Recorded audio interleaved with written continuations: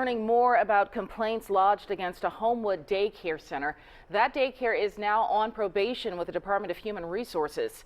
The La Petite Academy next to Brookwood Hospital sent a letter home with parents last week telling them that facility is on probation because infants' sleeping environment did not meet state standards.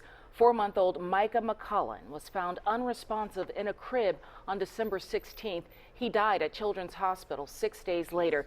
We told you Friday here on WIAT 42 News at 10 o'clock that this is not the first complaint against that daycare.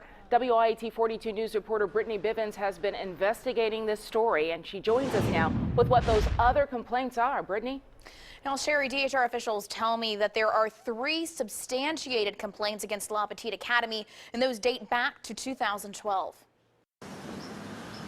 Since 2012, these are the complaints the Alabama Department of Human Resources has on file for La Petite Academy in Homewood.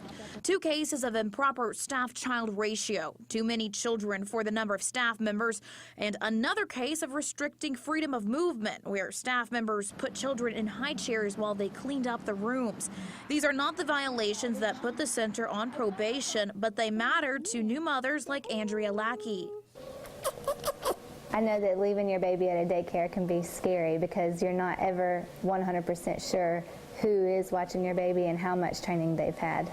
Lackey's son is 3 months old. She says when she went back to work last week, she did not want to send her child to any daycare. Leaving Reese for the first time was probably one of the hardest things I've ever had to do because you just feel like a piece of you is missing and you worry about him all day. No matter how many phone calls and texts you get, you're still not there with him. But child care experts like Joan Wright with Child Care Resources says daycares can be safe if parents ask the right questions. What is the case going on with the care of the children? What are their practices?